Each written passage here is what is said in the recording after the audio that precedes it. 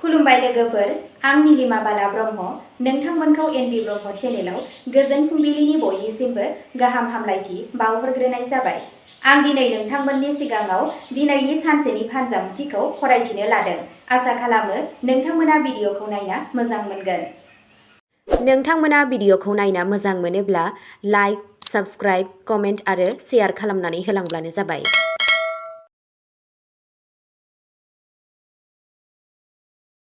दिनै 10 आगस्ट 2026 मायथाइ एबा 24 सावन दान 1433 मायथाइ समबार। गिबियावनो दङ मेष राशि। समबारनि बे साना नोंथांनि जिउआव गोदान खाबुफोरनि लामाखौ बेखेवगोन। इसोर शिबनि बोरजों गोबाव समनिफ्रायनो खामानि मावनायनि फोथाराव थानांनाय हेंथाफोरा गोजान जागोन। साबसिन राङारि सामलायनायजों धोन बुथुमनायाव जाफुंसार जागोन। फालांगियारि सुबुंफोरा इयुनाव जायखिजाया गोदान रादायनिफ्राय गोबां मुलाम्फा मोनगोन। नखरनि आबहावाया गोजोनथाव जागोन। सावस्रिनि बेलायाव साना थुलुंगाखां गोनां जागोन। नोंथांनि दिनैनि खाफाल गोनां दिगआ जादों सा सानजा, खाफाल गोनां अनजिमाया जादों 7 आरो खाफाल गोनां गाबआ जादों रेजें गोमो गाब। वृषभ राशि।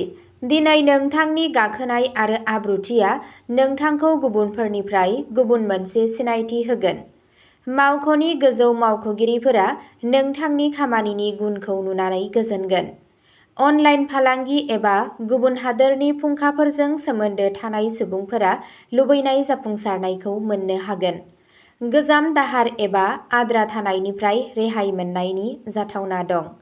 मोजां मोनज्लायनाय जिउआव फोथायनाय आरो खाथि सोमोन्दोआ बांगोन। सावस्रिनि बेलायाव साना मोजां आरो समानथि जागोन। नोंथांनि दिनैनि खाफाल गोनां दिगआ जादों साहा, खाफाल गोनां अनजिमाया जादों 3 आरो खाफाल गोनां गाबआ जादों अख्रां निला गाब।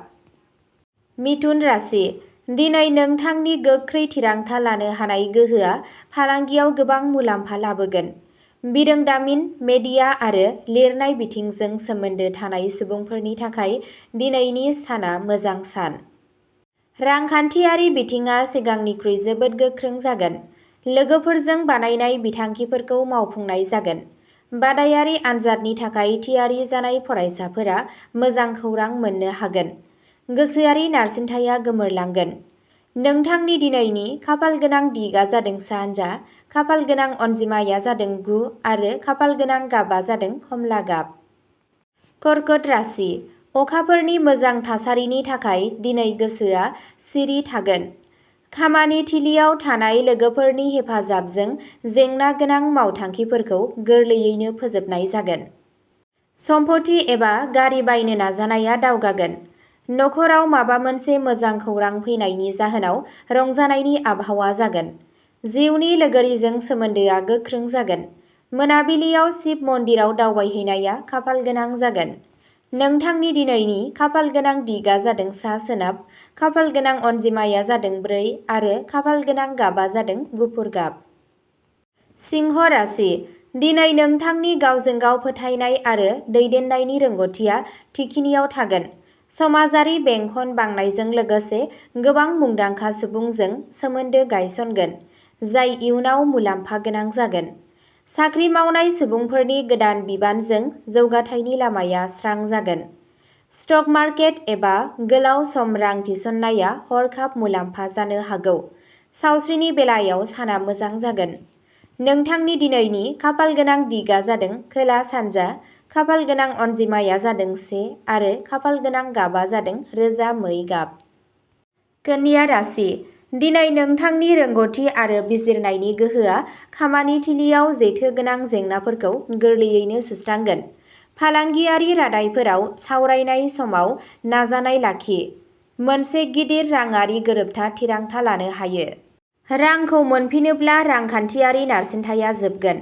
नखरनि सोद्रोमाफोरजों लोगोसे धोरोमारि हाबायाव बाहागो लानो खाबु मोनगोन। सावस्रिया मोजां जागोन। नोंथांनि दिनैनि खाफाल गोनां दिगआ जादों सानजा, खाफाल गोनां अनजिमाया जादों 5 आरो खाफाल गोनां गाबआ जादों पिस्ता गोथां गाब। तुला राशि। दिनैनि साना नोंथांनि जिउआव मोनसे गोदान समानथि आरो फालांगियारि दावगानाय लानानै फैदों। बाहागोदारियाव खामानि मावग्रा सुबुंफोरा मिजिंथिनायनिख्रुइ बांसिन मुलाम्फा मोनगोन। दिनैनि साना आयेनारि आरो सुबुरुनथाय खामानिजों सोमोन्दो थानाय सुबुंफोरनि थाखाय जाफुंसारनायजों बुंफबनाय जागोन। जुलियारि जिउआव गोजाम गोरोन्थि बुजिलायनाया गोजान जागोन आरो गावजों गाव मोजां मोनलायनाया बांगोन। मोनाबिलियाव सिबलिंगाव गाइखेर होनाया जोबोद मोजां जागोन। नोंथांनि दिनैनि खाफालगोनां दिगआ जादों सोनाब, खाफालगोनां अनजिमाया जादों 6 आरो खाफालगोनां गाबआ जादों रुपा गाब। वृश्चिक राशि। दिनै नोंथांनि गिनाय गैयै आखु आरो नांथाबनाया नोंथांखौ मोनफ्रोमबो बिथिङावनो जाफुंसार खालामगोन। साख्रि नागिरग्रा लाइमोनफोरा बबेबा मोनसे मुंदांखा कम्पानिनिफ्राय कल फैनो हागौ। हान्था-मेला, लुनाय आरो दिहुननायजों सोमोन्दो थानाय फालांगिरिफोरनि थाखाय बे समा जोबोद गाहाम। नखरनि गथ'साफोरनि जाफुंसारनायाव नोंथाङा गोग्गानाय मोनगोन। सावस्रि मोजां जागोन आरो गोहोनि थाखोआ गोजौ जागोन। नोंथांनि दिनैनि खाफालगोनां दिगआ जादों खोला, खाफालगोनां अनजिमाया जादों 2 आरो खाफालगोनां गाबआ जादों गोमो गाब। धनु राशि। दिनै खाफालनि आबुं हेफाजाबजों नोंथांनि गासैफ्राय खामानियानो जेबो हेंथा गैयाजासे जाफुंगोन। दिनैनि साना सोलोंथाइ, बोसोन होनाय आरो लिरनाय आयदानि सुबुंफोरनि थाखाय मान होनायनि सान जागोन। रांखान्थियारि थासारियाव गोबां जौगागोन। नखरनि बाथ्राफोराव बैसोगोराफोरनिफ्राय थार लामा दिन्थिनाय मोनगोन। सावस्रिया मोजां थागोन आरो गोसोआ गोजोन जागोन। नोंथांनि दिनैनि खाफालगोनां दिगआ जादों सा-सानजा, खाफालगोनां अनजिमाया जादों 8 आरो खाफालगोनां गाबआ जादों रोजा गोमो गाब। मकर राशि। दिनैनि साना नोंथांनि बावसोमनाय आरो खस्थ'नि सान जानो थांगासिनो दं। मावख'गिरिफोरजों नोंथांनि सोमोन्दोआ गोथौसिन जागोन, जाय नोंथांनि जिउ राहायाव दावगानायनि लामाखौ बेखेवगोन। हा एबा दिदोम सम्पथि बायनायजों सोमोन्दो गोनां थिरांथाया मुलाम्फा गोनां जागोन। नोंथांनि जिउनि लोगोरिनि बोसोनआ नोंथांनि थाखाय मोनसे लामा दिन्थिगिरि जागोन। नोंथाङा देहायारि आरो गोसोआरि महरै गोख्रों मोनदांगोन। नोंथांनि दिनैनि खाफालगोनां दिगआ जादों खोला-सोनाब, खाफालगोनां अनजिमाया जादों 10 आरो खाफालगोनां गाबआ जादों निला गाब। कुम्भ राशि। दिनै नोंथांनि गोदानथि सानस्रि आरो रुजुजायै सानस्रिफोरा खामानि थिलियाव बाख्नायजागोन। नेटवार्किं आरो समाज सिबिनाय खामानिफोराव गोसो गुदुं जागोन। फालांगियाव गोदान बिरोंदामिनफोरनि बाहायनाया मुलाम्फाखौ गोबां गुन बांहोनो हागौ। मोजां मोनज्लायनाय जिउआव रंजानाय आरो खुसि थागोन। नोंथाङा लोगोफोरजों गोजोनथाव सम मोनगोन। गावनि सावस्रिनि फारसे सांग्रां जा, साना मोजां जागोन। नोंथांनि दिनैनि खाफालगोनां दिगआ जादों सोनाब, खाफालगोनां अनजिमाया जादों 11 आरो खाफालगोनां गाबआ जादों फान्थाव गाब। मीन राशि। दिनै नोंथांनि गावारि आखु आरो सिबिनाया गोसोखौ जोबोद गोजोनग्लायनाय होगोन। फालांगियाव रोंगौथि गोनां सुबुंफोरनि दैदेननाया गोबां राङारि मुलाम्फा मोनगोन होननानै मिजिंथिनाय जादों। आजै-आजौनि बाथ्राफोराव थासारिफोरा नोंथांनि फारसे सोलायगोन।